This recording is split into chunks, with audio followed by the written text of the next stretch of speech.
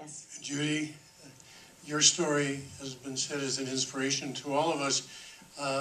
It ought to be, and perhaps is now being taught in the schools as an example of how one person can make a difference. In this particular presentation, one doesn't necessarily get a sense of the personal danger that you were in and how you went about raising the money that you raised, because as you say, first of all, it's a ransom. How did you go about it, and what sort of risks did you run? It was very dangerous. I had a few attempts on my life, which really I don't talk about in the public forum, but the miracle of all times is that I'm still here. And I do not say this lightly at all.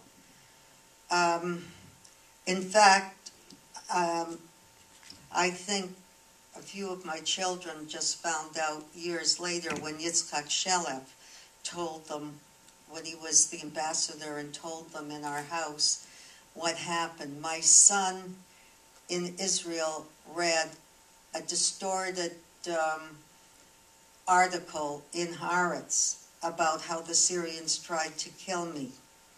And it just didn't happen that way. However, yes, it was so dangerous. The one who drew attention to that was Yitzhak Rabin when he wrote about the danger. And even he didn't know how dangerous it was. It was a very, very frightening time, but I didn't let go of it.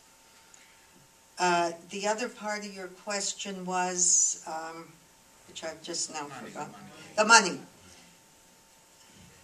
When my late husband died, 1973, the Board of Governors of Beth Tzedek did something that was quite astounding.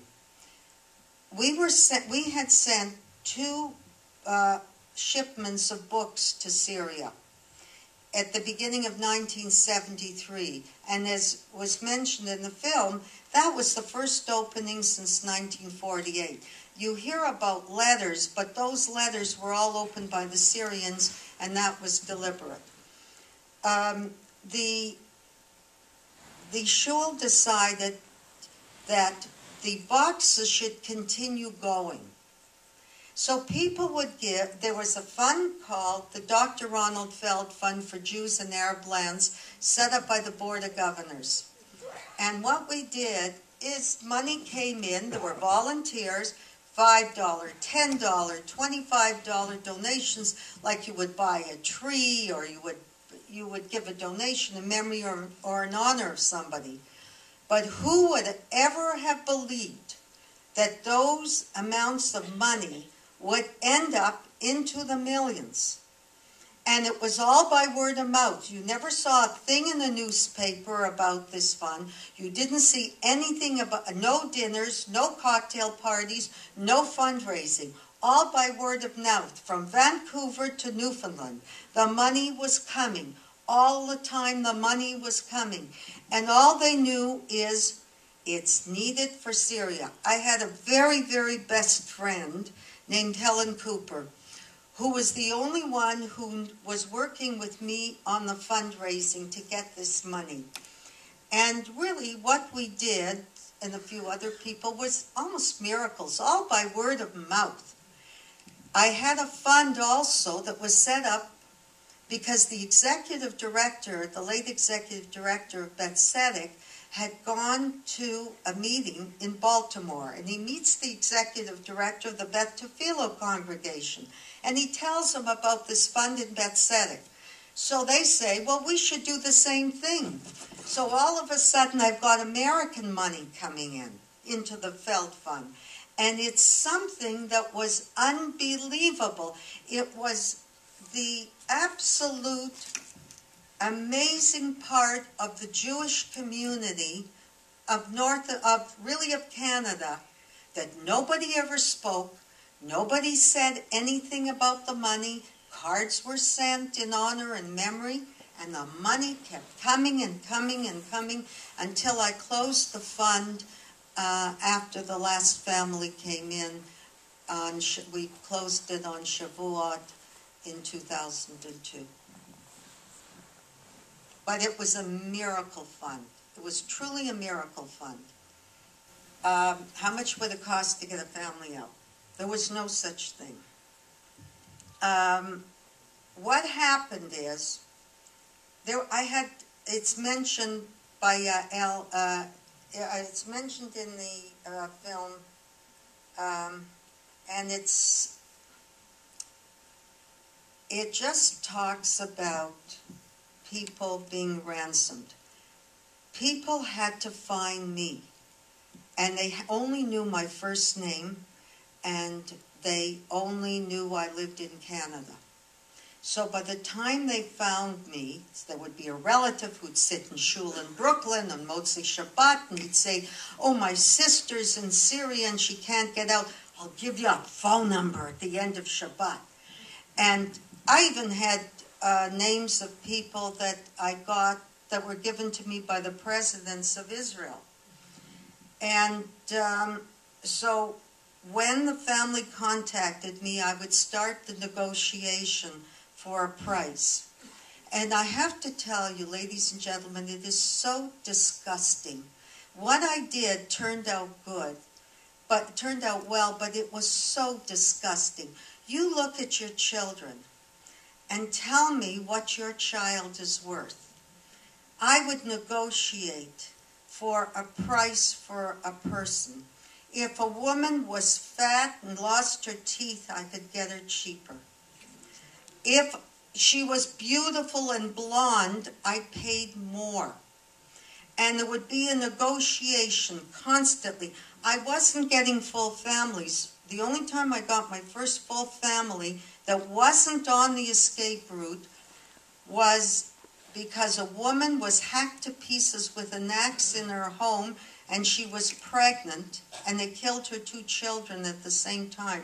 And her sister was told that she would be killed next with her family. And believe me, when the Syrians say they're going to kill you, you better believe it, because that's exactly what's going to happen. So I would start to negotiate through my underground, through the Mukhavarat. I paid everybody up until the highest level of the Syrian army. I had everybody on my payroll. To the highest level of the government, to the Syrian army, to the secret police. I knew who had the whores. I knew who had babies with the whores, what their extra expenses were, so I could negotiate cash. And this used to go on and on and on with the negotiations until an amount was decided on. They never saw me, of course, but through my underground, I would accept the price for somebody. But remember, just because you do a ransom doesn't mean they're going to let them out. They've taken people off planes after I paid ransoms. And we would have to discuss the price.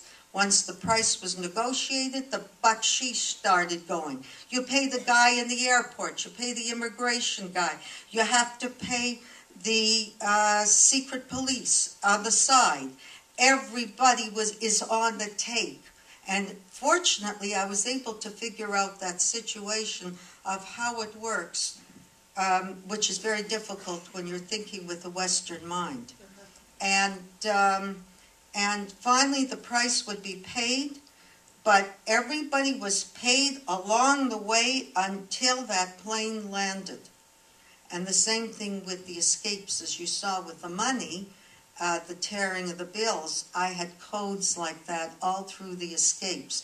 Nobody just went with a smuggler until they got the code from me. And in that case, as you saw, what Ayal did was to show that piece of money. It was also necklaces and broken bracelets and things like this. When they got the other side, they knew to go, because you just could not trust until that plane landed. Judy has lots and lots of amazing stories, and I'm hoping that Judy and Ayel will continue sharing with us at the reception over at the Ritz. We are out of time. Ayel's film will be shown again next week. at the festival. So if you know anybody who doesn't know Judy's story, it would be a great recommendation for them. It's quite moving and quite informative. Judy, I just want to tell you how absolutely, Eyal, you too.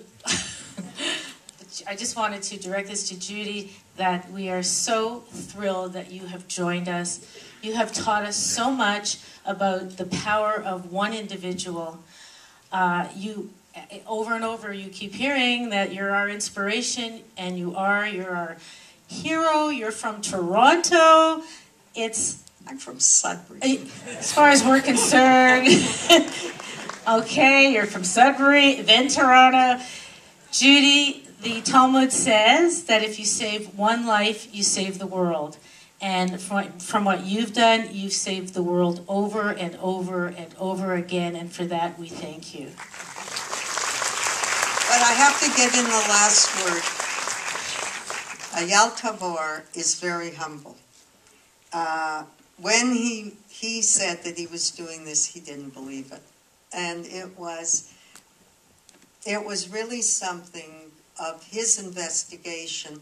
I didn't give him names of any single person in Syria. I told him, I don't see them, you have to find them. And he did.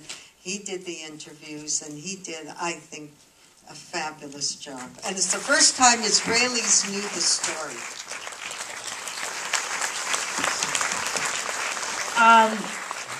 I have two things here for you, Judy. A little something from the Toronto Jewish Film Festival, a donation in your honor to one of your favorite charities, the One Family Fund, to show our appreciation.